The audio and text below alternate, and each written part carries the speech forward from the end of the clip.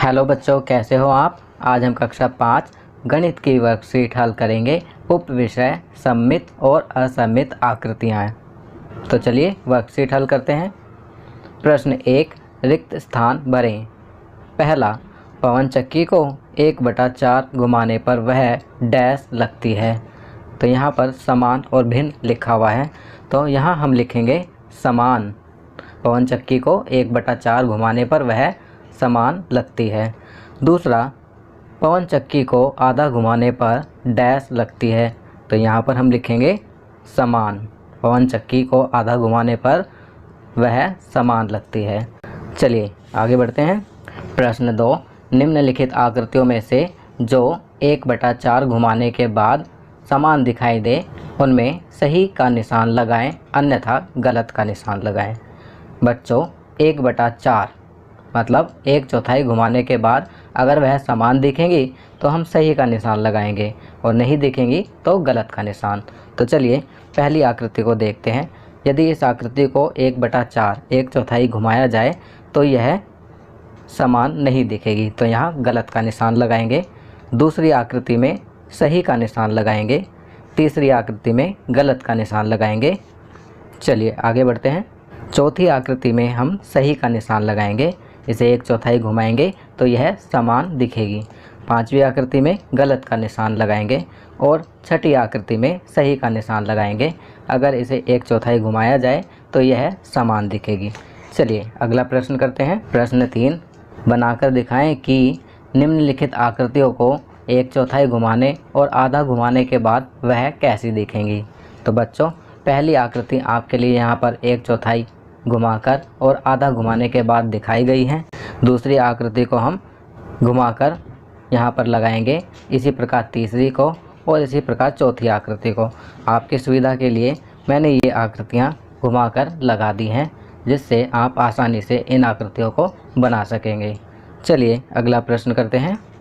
प्रश्न 4, निम्नलिखित आकृतियों को देखें और यदि 1/3 घुमाने, 1/3 घुमाने और 1/6 घुमाने के बाद वह समान दिखती हैं तो हाँ लिखें, अन्यथा नहीं लिखें। तो पहली आकृति 1/3 घुमाने पर हाँ समान दिखेगी, 1/6 घुमाने पर हाँ समान दिखेगी। दूसरी आकृति को 1/3 घुमाने व 1/6 घुमाने पर समान नहीं दिखेगी, तो इसलिए यहाँ पर नहीं लिखेंगे। तीसरी आकृति, यदि इसे 1/3 घुमाया जाए तो यह समान दिखेगी, यहाँ हाँ लिखेंगे और 1/6 घुमाने पर हाँ समान दिखेगी। चौथी आकृति, इसे 1/3 घुमाने पर व 1/6 घुमाने पर समान नहीं दिखेगी, तो यहाँ नहीं लिखेंगे। चलिए आगे बढ़ते हैं। जीवन कौशल हानि। हानि बराबर होती है क्रय मूल्य घटा विक्रय मूल्य। जब कोई वस्तु क्रय मूल्य से कम दाम पर बेची जाती है तब हमें हानि होती है। अब यहाँ एक दुकानदार द्वारा कुछ वस्तुएं खरीद कर ग्राहकों को बेच दी गई। इनकी सूची नीचे दी गई है।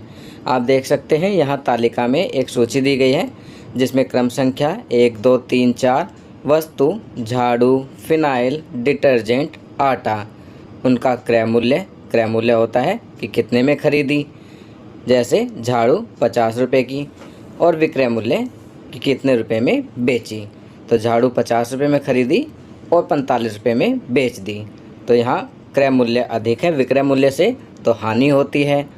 फिनाइल 55 रुपये में खरीदी, क्रय मूल्य 55 रुपये है और विक्रय मूल्य 48 रुपये, तो इसमें हानि हुई।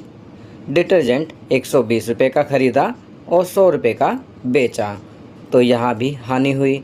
आटा 320 रुपये का खरीदा और विक्रय मूल्य है 300 रुपये, अर्थात 300 रुपये में बेचा, तो यहाँ भी हानि हुई, अर्थात दुकानदार को हानि हुई है। चलिए आगे बढ़ते हैं। अब यहाँ कुछ प्रश्न दिए गए हैं, चलिए प्रश्नों को पढ़ते हैं और उनका उत्तर लिखते हैं।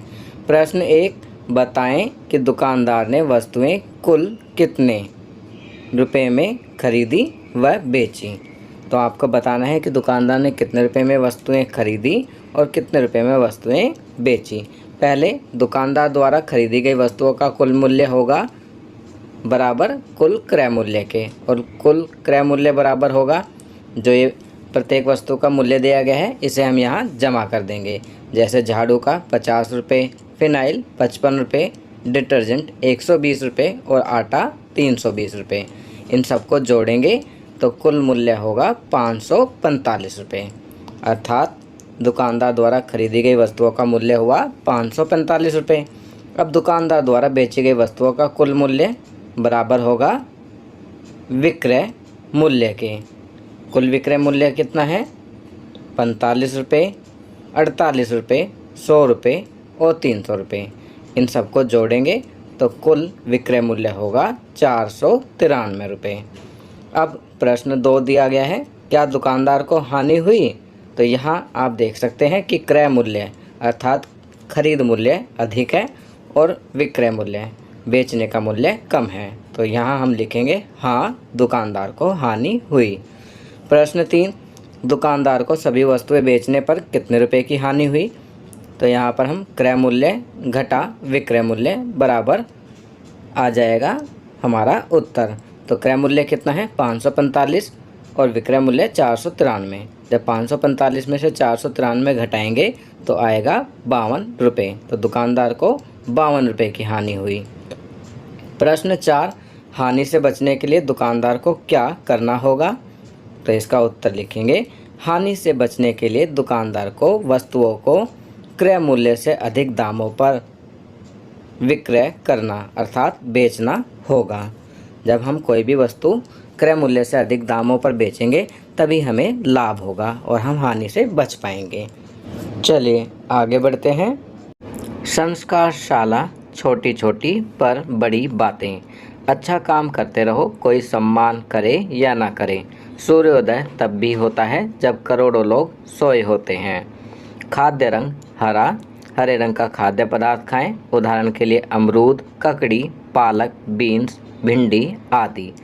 परिवार के साथ समय, खेल, सांप और सीढ़ी, अंताक्षरी, अपने परिवार और दोस्तों के साथ खेलें। गतिविधि, रस्सी कूदना। चलिए आगे बढ़ते हैं। दैनिक दिनचर्या, निम्नलिखित आदतों को अपनी दिनचर्या में शामिल करें। अपने माता पिता का अभिवादन करके अपने दिन की शुरुआत करें। अपने दांतों को दिन में 2 बार ब्रश करें। प्रतिदिन स्नान करें। खूब पानी पिएं और संतुलित आहार लें। अपने चेहरे को छूने से बचें और अपने हाथों को बार बार धोएं। अपना गृह कार्य समय पर पूरा करें। तो बच्चों, यहाँ पर कुछ अच्छी आदतें बताई गई हैं जिन्हें आपको अपनी दैनिक दिनचर्या में अवश्य शामिल करना चाहिए। तो बच्चों, ये वर्कशीट यहाँ कंप्लीट होती है। अगर ये वीडियो आपको अच्छी लगी तो इसे लाइक एंड शेयर ज़रूर करें। अन्य विषयों पर बने हमारे लेटेस्ट वीडियोस को देखने के लिए चैनल को सब्सक्राइब करना ना भूलें और देखते रहिए हमारा channel knowledge kingdom. Thank you.